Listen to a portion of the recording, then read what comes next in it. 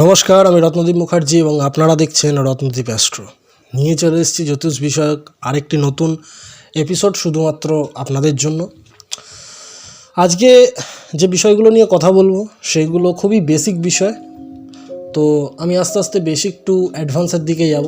যারা এই অ্যাস্ট্রোলজির সাবজেক্টটাতে যাদের ইন্টারেস্ট আছে, যারা এই সাবজেক্টটার প্রতি একটা ভালোবাসা আছে বা বিশ্বাস আছে, বা যারা শিখতেও চান, তাদের জন্যও এই ভিডিওটা অনেক গুরুত্বপূর্ণ।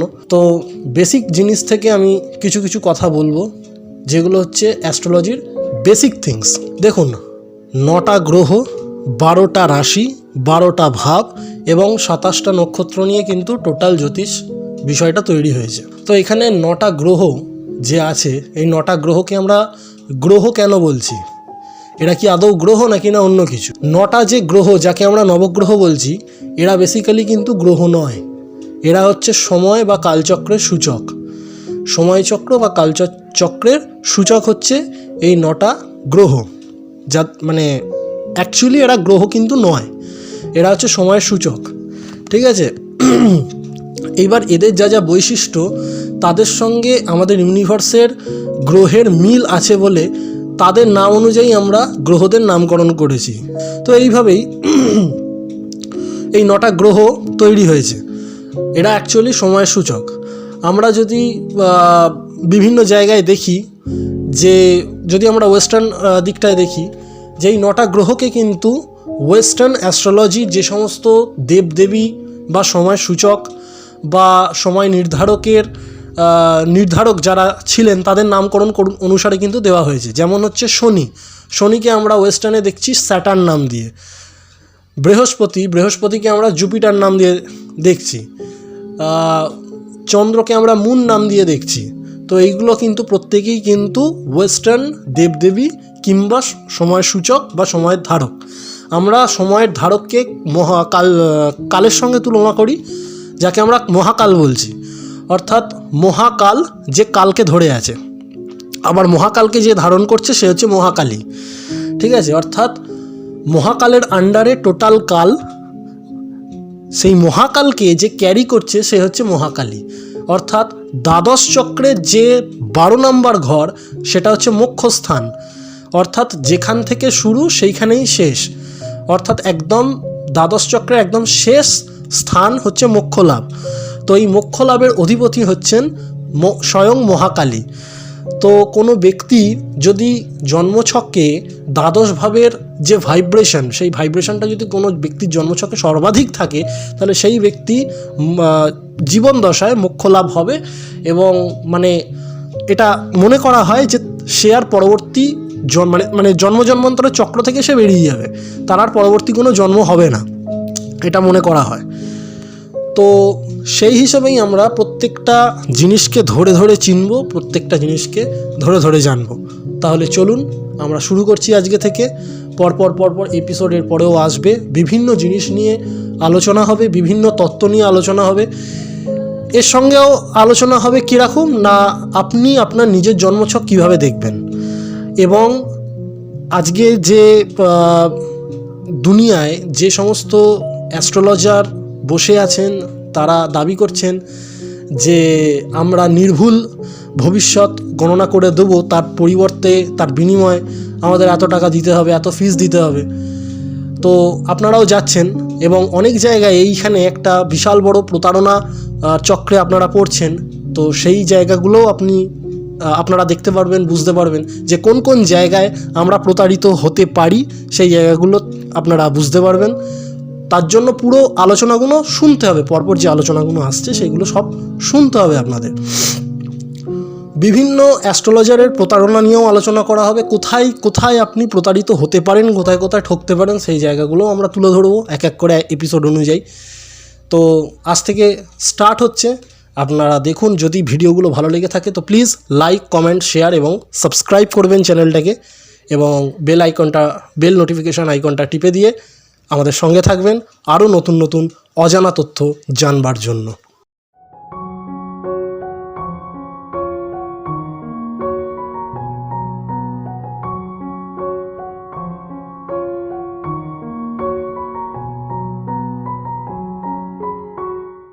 তো আমরা আলোচনার ইয়েতে সূচক কথাটা ব্যবহার করব না, সময় সূচক কথাটা ব্যবহার করব না, যেহেতু এই নবগ্রহকে আমরা গ্রহরূপে চিনেছি, সেই অর্থে আমরা গ্রহ শব্দটাই কিন্তু এখানে বেশি করে ব্যবহার করব। তো গ্রহ কি না, গ্রহ হচ্ছে এমন একটা মহাজাগতিক বস্তু, আমরা এখানে মহাজাগতিক বস্তু কথাটাই ব্যবহার করব। তার কারণ হচ্ছে এদের নিজস্ব কিন্তু কোনো ক্ষমতা নেই, এদের নিজস্ব কোনো ক্ষমতা নেই, অর্থাৎ গ্রহের কোনো নিজস্বতা নেই, নিজস্ব ক্ষমতা নেই। কাজ করার ধরন আছে কিন্তু নিজের কোনো ক্ষমতা নেই প্রথমত। দ্বিতীয়ত কি না, গ্রহরা নিজের কোনো এদের জ্যোতি নেই, গ্রহদের নিজস্ব কোনো জ্যোতি নেই। এরা নক্ষত্রের আলোয় আলোকিত হয়, নক্ষত্রের জ্যোতিতে এরা আলোকিত হয়। সবথেকে বড় উদাহরণ আমরা চন্দ্রকে দেখতে পাই।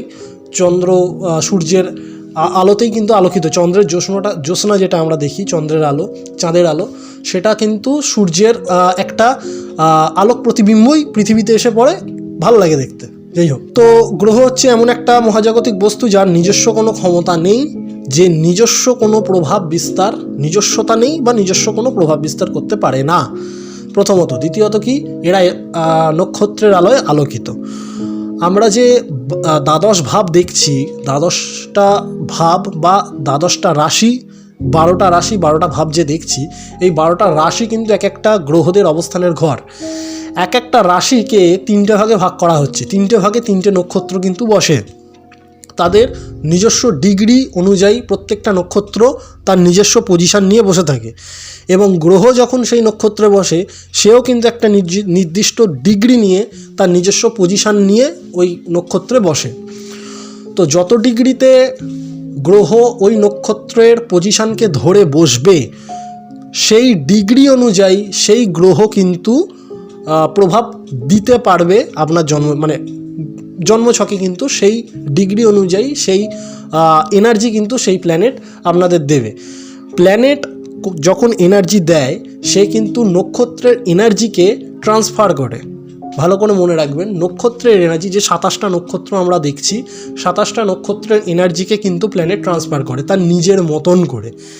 যেমন আমি একটা সহজ উদাহরণ দিচ্ছি, আমরা এইগুলো নিয়ে আরও ডিটেলসে আলোচনা করব। সহজ উদাহরণ কেমন দিচ্ছি, শনিকে নিয়ে একটু কথা বলি।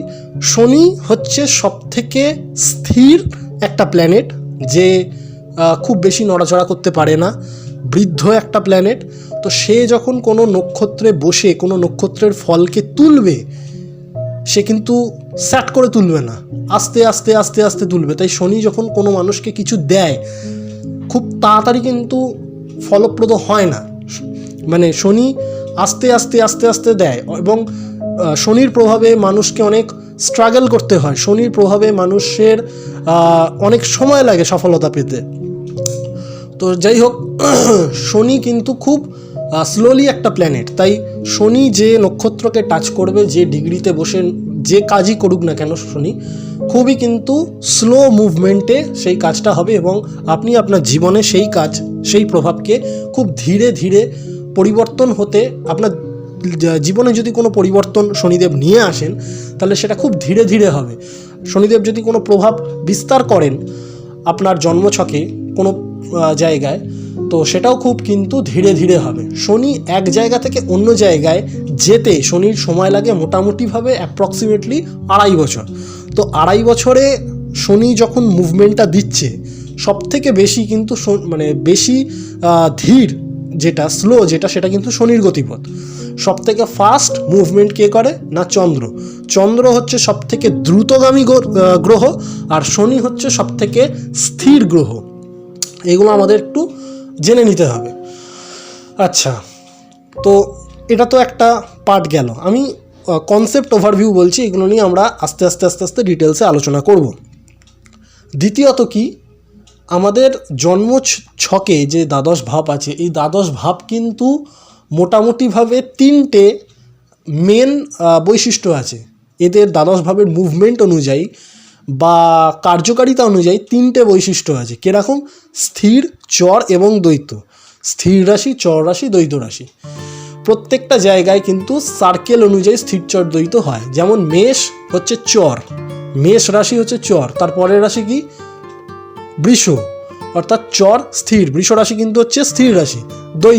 দ্বৈত রাশি কোনটা? মিথুন রাশি। আবার স্থির রাশি, আবার আবার আবার আমরা চর রাশি পাচ্ছি। চর রাশিকে কর্কট রাশি, স্থির রাশি সিংহ রাশি, আবার দ্বৈত রাশি কোনটা? কন্যা রাশি। এইভাবে সার্কেলটা হয়। তো এইরকমভাবে যদি আমরা দেখি চর স্থির দ্বৈতের যে ক্যালকুলেশন, সেই ক্যালকুলেশনে কিন্তু প্রত্যেকটা সেগমেন্টে চর স্থির দ্বৈত প্রত্যেকটা সেগমেন্টে কিন্তু আমরা 3টে করে রাশি পাচ্ছি। আবার এই রাশির যে ভৌত অবস্থা, 12টা রাশির যে ভৌত অবস্থা, এই ভৌত অবস্থাকে 5টা ভাগে ভাগ করা যায়। যেখানে একটা তত্ত্ব, এখানে একটা তথ্যকে এখানে কোনো রাশিকে নেওয়া হয় না, একটা তত্ত্ব অমিট থাকে। কেন থাকে সেটাও আমি বলবো। তো মেন 4টে তত্ত্ব এখানে কাজ করে। কীরকম? অগ্নি, পৃথ্বী, বায়ু, জল। অগ্নি, পৃথ্বী, বায়ু, জল অনুযায়ী রাশিকে কিন্তু ভাগ করা হয়। এটা হচ্ছে রাশির ভৌত অবস্থা অনুযায়ী রাশিকে ভাগ করা হচ্ছে। আর চর স্থির দ্বৈত যেটা, সেটা রাশির কার্যকারিতা অনুযায়ী রাশিকে ভাগ করা হচ্ছে 3টে ভাগে। তো আমরা কি দেখলাম? রাশিকে ভৌত অবস্থায় একরকমভাবে ভাগ করা হচ্ছে, আর কার্যকারিতা অবস্থায় বা কার্যকরণ বা কাজ অনুযায়ী তাকে অন্য একটা ভাগে ভাগ করা হচ্ছে। এবার প্রশ্ন হচ্ছে যে কোন কোন ভাগে কোন কোন রাশি পড়ছে। যেমন হচ্ছে দেখুন, এগুলো একটুখানি নোট যদি আপনারা করতে পারেন তাহলে খুব ভালো হয়। মেষ রাশি, সিংহ রাশি এবং ধনু রাশি। মেষ, সিংহ এবং ধনু, এই 3টে রাশি হচ্ছে অগ্নিতত্ত্বের রাশি। আচ্ছা, এবার আমরা পৃথ্বীতত্ত্বে যাই। পৃথ্বীতত্ত্বে কে কে আসছে? প্রথমে আমরা পাচ্ছি বৃষ রাশিকে, বৃষ রাশি পৃথ্বীতত্ত্ব। কন্যা রাশি 3 নম্বর পৃথ্বী, কন্যা রাশি। এবং আরেকটা রাশি হচ্ছে মকর রাশি পৃথ্বীতত্ত্বের রাশি। এর পরবর্তীকালে আমরা বায়ুতত্ত্বকে পাচ্ছি। বায়ুতত্ত্বের রাশিকে না মিথুন রাশি, বায়ুতত্ত্বের রাশি। তুলা রাশি, বায়ুতত্ত্বের রাশি। আর আরেকটা হচ্ছে কুম্ভ রাশি বায়ুতত্ত্বের রাশি। এবার হচ্ছে জলতত্ত্বের রাশি কোনগুলো আসছে? জলতত্ত্বের প্রধান রাশি হচ্ছে কর্কট রাশি জলতত্ত্বের রাশি। এরপর আসছে বৃশ্চিক রাশিও জলতত্ত্বের রাশি, এবং মীন রাশিও কিন্তু জলতত্ত্বের রাশি। এইভাবেই যেভাবে রাশিকে ভাগ করা হচ্ছে সেইভাবেই কিন্তু নক্ষত্রকেও ভাগ করা হয়, তার কার্যকারিতা অনুযায়ী এবং ভৌত অবস্থা অনুযায়ী এইভাবে ভাগ করা হয়। তো 27টা নক্ষত্র, 9টা গ্রহকেও এইভাবে ভাগ করা হচ্ছে। কোনটা কোন গ্রহর চর গ্রহ, কোন গ্রহ স্থির গ্রহ, কোন গ্রহের দ্বৈত প্রভাব আছে, পৃথ্বীতত্ত্বের কোন প্ল্যানেট কোনটা, বায়ুতত্ত্বের প্ল্যানেট কোনটা, অগ্নিতত্ত্বের প্ল্যানেট কোনটা, সেইগুলোও আছে। এবং তাদের কার্যকারিতা অনুযায়ী টোটাল জগতে, শুধু মানুষের জীবন নয়, টোটাল জগতে কী কী প্রভাব পড়তে পারে। মানুষের জীবনটা তো মানুষের লাইফটা তো শুধু মানুষের গ্রহদের যে প্রভাব, সেই প্রভাবটা তো শুধু মানুষের জীবনের ওপর পড়ে তা নয়, টোটাল অল ওভার জগতের ওপর পড়ে। জীব জড় উভয়ের ওপরই পড়ে। প্রত্যেকটা গ্রহের প্রভাব কিন্তু আমাদের এই যে পৃথিবী, প্রত্যেকটা প্ল্যানেটের যে পজিশন, সেগুলো পৃথিবীর সাপেক্ষে গণনা করা হয়। তো পৃথিবীর ওপরেও কিন্তু প্রত্যেকটা গ্রহের প্রভাব পড়ে, এবং এই গ্রহের প্রভাবেই কিন্তু পৃথিবীর ক্লাইমেট চেঞ্জ হয়, পলিটিক্যাল ইস্যু তৈরি হয়, যুদ্ধ লাগে, এভরিথিং। দেশের মধ্যে যুদ্ধ লাগে, অর্থনৈতিক ব্যবস্থার পরিকাঠামোর পরিবর্তন হয়, এভরিথিং, সমস্ত কিছু। তো এইগুলো হচ্ছে ভূমিকা আর কি, অ্যাস্ট্রোলজির ভূমিকা। তাই জন্য আমি এর আগে একটা ভিডিও বানিয়েছিলাম, astrology is the father of all subject. সমস্ত বিষয়ের কিন্তু একটা প্রধান হর্তাকর্তা বা পিতা বলা যেতে পারে, সেটা হচ্ছে অ্যাস্ট্রোলজি। কারণ অ্যাস্ট্রোলজির মধ্যে সমস্ত বিষয় আছে, আপনি কোনো বিষয়ে বাদ দিয়ে অ্যাস্ট্রোলজিকে গণনা করতে পারবেন না। এখানে ম্যাথামেটিক্স আছে, এখানে হিস্ট্রি আছে, এখানে লিটারেচার আছে, এখানে সায়েন্স আছে, এখানে আর্টস আছে, এখানে কমার্স আছে, everything is in the astrology. তো এটা আমি একটা ভূমিকা দিয়ে দিলাম। এর পরবর্তীকালে যেটা আমরা দেখব আস্তে আস্তে, সেটা হচ্ছে গ্রহের কারকতা দেখব, গ্রহের কারকতা, গ্রহের দৃষ্টি, এগুলো আমরা দেখব। তার আগে আমি একটা কথা বলি, যখন কোনো ছক বিচার করা হয়, সেই বিচার করার আগে আবগাহারা চক্রটাকে ভালোভাবে দেখা হয়। তো এই আবগাহারা চক্রের আন্ডারে কিন্তু বিশেষ কিছু জিনিস আছে, সেগুলো আমাদেরকে বিচার করতে হবে। তো এই আবগাহারা চক্রের বিচার কিভাবে আমরা করব, আবগাহারা চক্রের উপাদান কি? আবগাহারা চক্রকে যদি আমরা দেখি, কোনো একটা মানুষ সে জন্ম নিচ্ছে, সেটা মানুষ হতে পারে, পশু পাখি হতে পারে, বা নতুন কিছু সৃষ্টি হচ্ছে, নতুন কিছু আবিষ্কার হচ্ছে, প্রত্যেকটা জিনিস বা প্রত্যেকটা ঘটনা যখন ঘটে, প্রত্যেকটা ঘটনা কিন্তু একটা নির্দিষ্ট সময় ঘটে, নির্দিষ্ট স্থানে ঘটে, নির্দিষ্ট কালে ঘটে, নির্দিষ্ট পাত্রে ঘটে। তো এইখানে যে সময়টা আমরা দেখছি, সময়টাকেও কিন্তু এই পঞ্চতত্ত্ব দ্বারা ডিভাইড করা হচ্ছে। স্থান ভেদে, লগ্ন ভেদে যে চেঞ্জগুলো হয়, লগ্নের ডিগ্রি ভেদে যে চেঞ্জগুলো হয়, সেই চেঞ্জগুলোর সঙ্গে সঙ্গেই তত্ত্বগুলো কিন্তু বদলে যায়, তত্ত্বের কারকতা বদলে যায়। সেগুলো আমরা পরবর্তীকালে আস্তে আস্তে আলোচনা করব। জ্যোতিষ সাবজেক্টটা কিন্তু বিশাল বড় একটা সাবজেক্ট, খুব একটা ভাস্ট সিলেবাস জ্যোতিষ অ্যাস্ট্রোলজি। তো সেই ক্ষেত্রে একটা ভিডিওতে এত কিছু আলোচনা করা তো যাবে না, আমরা ধীরে ধীরে আস্তে আস্তে আলোচনা করব। এবার আমরা আসছি আবহাওয়া চক্রে। আবহাওয়া চক্রতে আমরা কি দেখছি? আবহাওয়া চক্রতে আমরা দেখছি যে একটা গোটা দিন, যেটাকে আমরা 24 ঘন্টার হিসেব দেখছি, সেই 24 ঘন্টার একটা গোটা দিনে দুটো ফ্রেজ থাকে, 12 ঘন্টা করে দুটো ফ্রেজ থাকে। এই দুটো ফ্রেজের এক একটা ফ্রেজ নিয়ে একটা তিথি তৈরি হয়, ঠিক আছে? তো অর্থাৎ তাহলে একদিনে কটা তিথি হচ্ছে? দুটো তিথি হচ্ছে। তো প্রত্যেকটা দিনে কিন্তু দুটো তিথি তৈরি হয়। প্রত্যেকটা তিথির আন্ডারে, প্রত্যেকটা তিথিকে যেহেতু 12 ঘন্টা করে এক একটা সেগমেন্ট চলে, তো প্রত্যেকটা তিথিকে আবার দুভাগে ভাগ করা হয়, অর্থাৎ 6 ঘন্টা করে দুটো টাইম স্প্যান আমরা পাচ্ছি। তো এক একটা তিথির অর্ধ সময়কে যদি আমরা ভাঙি, প্রত্যেক 6 ঘন্টায় একটা করে করণ তৈরি হয়, অর্থাৎ একটা তিথির আন্ডারে থাকছে দুটো করণ। তো একটা গোটা দিনের আন্ডারে তাহলে টোটাল 4টে করণ আমরা পাচ্ছি। দুটো তিথি মিলে একটা দিন, 4টে করণ মিলে, দুটো করণ মিলে একটা তিথি, দুটো করণ মিলে একটা তিথি, দুটো তিথি মিলে একটা দিন। তার মানে একটা দিনের আন্ডারে কী পাচ্ছি? দুটো তিথি পাচ্ছি, 4টে করণ পাচ্ছি।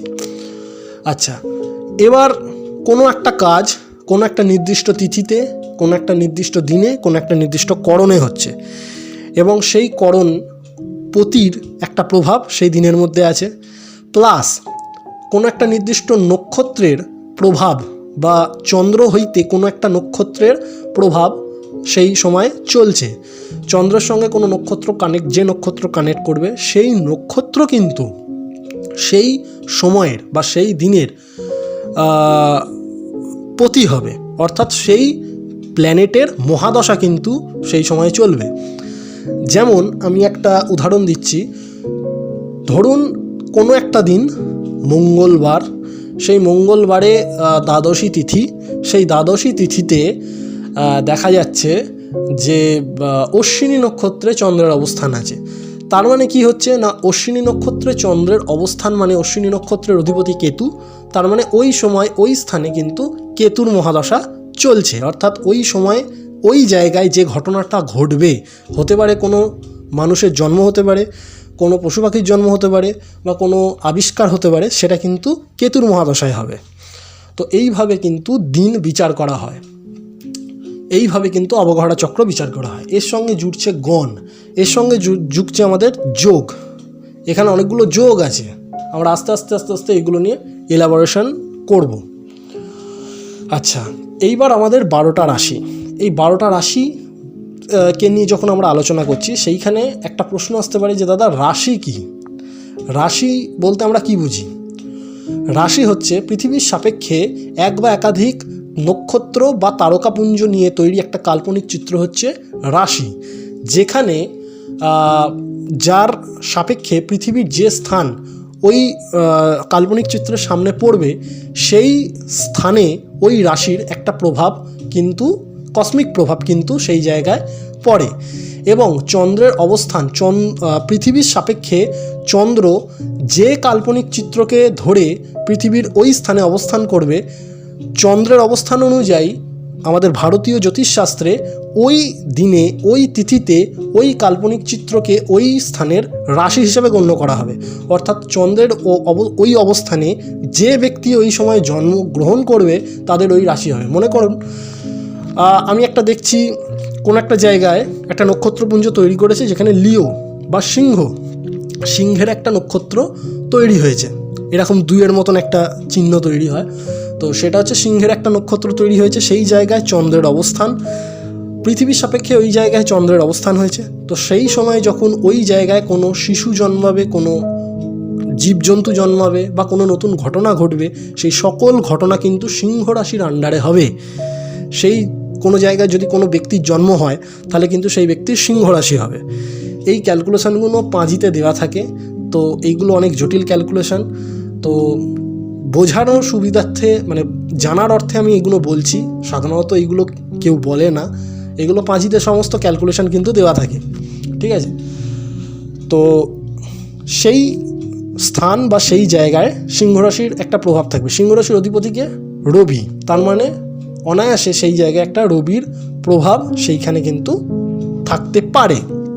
এইবার কি ঘটবে কি ঘটবে না সেইটা বিচার করতে গেলে আমাদের নক্ষত্র চার্ট দেখতে হবে। নক্ষত্র চার্ট দেখতে হবে, গ্রহের অবস্থান দেখতে হবে, প্ল্যানেটোরিয়াল অবস্থান দেখতে হবে। ঘটনাটা দিনে ঘটছে না রাতে ঘটছে সেটা দেখতে হবে, ঠিক আছে। রাত্রে যদি ঘটে তাহলে তার একরকম ফল হবে, দিনে যদি ঘটে তাহলে তার একরকম ফল হবে। ওই জায়গায় সূর্যের কত ডিগ্রি আছে, সূর্যের ডিগ্রি দেখলেই বুঝতে পারা যায় যে দিন না রাত্রি। যাই হোক, তো চন্দ্রের কি অবস্থান আছে, সূর্য চন্দ্রের অবস্থানটাকে মেন দেখা হয়।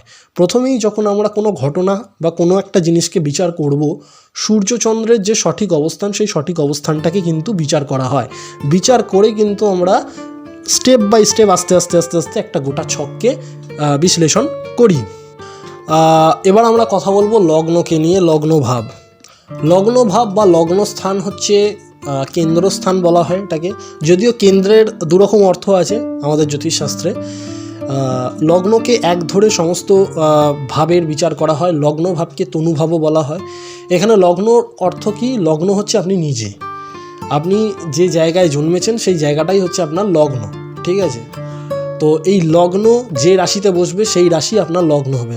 দেখা গেল আপনার জন্মছক খুলে যে লগ্ন বসে আছে মীন রাশির ঘরে, তার মানে আপনার মীন লগ্ন। লগ্ন বসে আছে আপনার মেষ রাশির ঘরে, তার মানে আপনার মেষ লগ্ন। লগ্ন বসে আছে বৃষ রাশির ঘরে, তার মানে আপনার বৃষ লগ্ন। তো এইভাবে লগ্নের একটা বিচার হয়। লগ্নের ডিগ্রি অনুযায়ী ব্যক্তির শরীর নির্ধারণ হয়। লগ্নের যে ডিগ্রি সেই ডিগ্রি অনুযায়ী ব্যক্তির শরীর নির্ধারণ হবে, অর্থাৎ সে কতটা স্ট্রং, তার ইমিউনিটি পাওয়ার কতটা স্ট্রং। এগুলো হচ্ছে জেনারেল প্রেডিকশান। এছাড়াও প্ল্যানেটোরিয়াল প্রেডিকশান এর সঙ্গে আছে। এরপরেও পরাশরী হোড়া আছে, আরও অনেক কিছু আছে। আমি আস্তে আস্তে বলবো। আজকের ভিডিওটা আমি এখানেই শেষ করছি, কারণ এরপরে পরবর্তীকালের ভিডিওতে আমরা দ্বাদশ ভাব নিয়ে আলোচনা করব। দ্বাদশ ভাব 12টা ভাব নিয়ে আমরা পরপর আলোচনা করব। কোনভাবে কি বিচার করা হয়, কি হয় না হয়, সেগুলো আমরা ইলাবোরেটলি করব। আমাদের ভিডিওটা যদি ভালো লেগে থাকে তো প্লিজ লাইক করবেন, কমেন্ট করবেন, সাবস্ক্রাইব করবেন চ্যানেলটা এরকম অজানা তথ্য জানবার জন্য। আর যদি আপনাদের কোনো প্রশ্ন থাকে আপনারা আমার কমেন্ট বক্সে কমেন্ট করতে পারেন। যদি কোনো প্রশ্ন থাকে আপনাদের, প্রশ্ন লিখতে পারেন। ভিডিওটা কেমন লাগলো সেটাও আপনি কমেন্টে জানাতে পারেন। তাছাড়া আমাদের ফেসবুক পেজের মাধ্যমে আপনি যোগাযোগ করতে পারেন। ফেসবুকে আপনার মূল্যবান মতামত দেবেন, প্রশ্ন করবেন। আমরা চেষ্টা করব সমস্ত প্রশ্নের উত্তর দেওয়ার। ধন্যবাদ, শুভরাত্রি।